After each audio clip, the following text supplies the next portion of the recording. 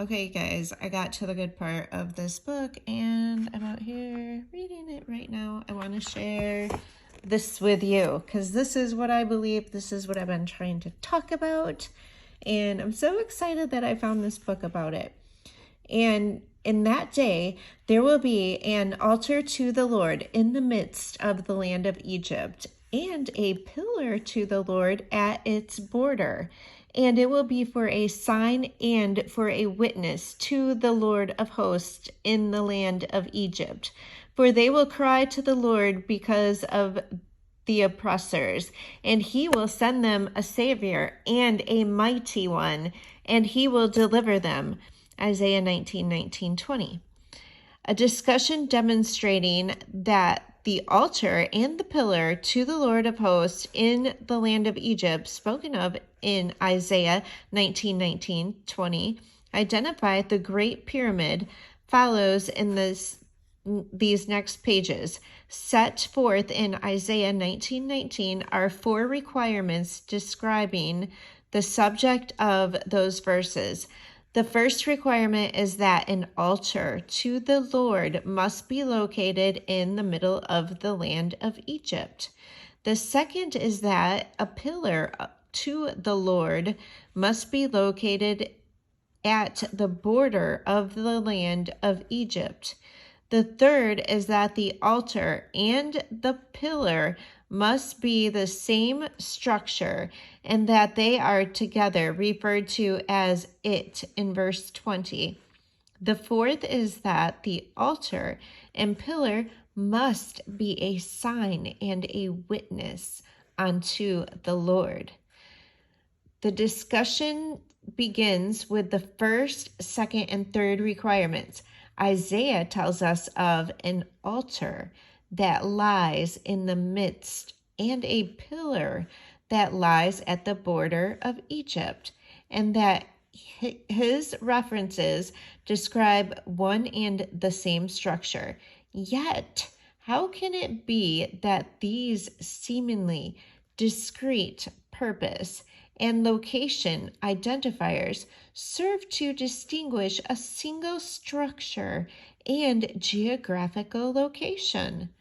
Reasonably, a structure may be assigned a dual functional purpose, but how does one reconcile the presumed contradictions in the middle, and yet at the border as a single location?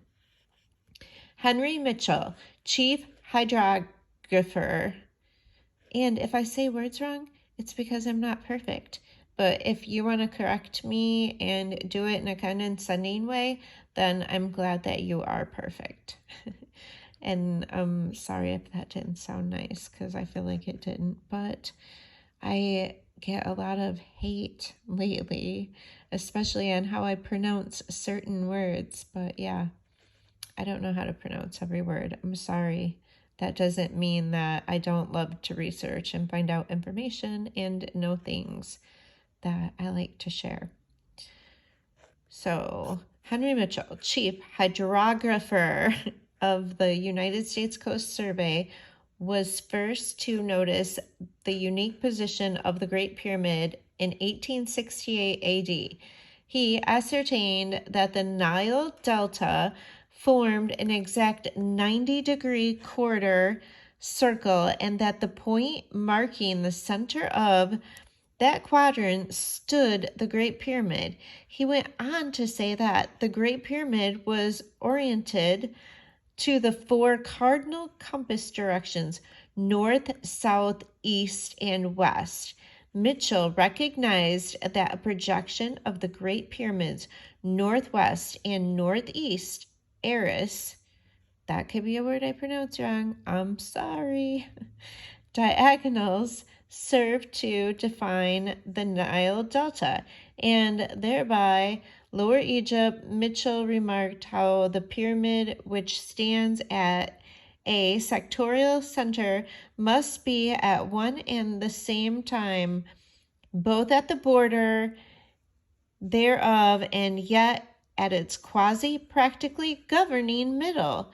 Quoting Mitchell, That monument stands in a more important physical situation than any other building erected, my man. And he's so stated before it was understood that Isaiah had spoken of the Great Pyramid's location in precisely those same terms. It was in 1924 AD when David Davidson recognized that the sun's noon reflection line off the northwest and northeast Eris angle diagonals of the Great Pyramid quite literally defined the Nile Delta every year on November 1st and February 11th, referencing the map of the Nile Delta. Notice the Great Pyramid, built upon the northernmost edge of the Giza Plateau cliff overlooking Lower Egypt, lies on Heliopolis, the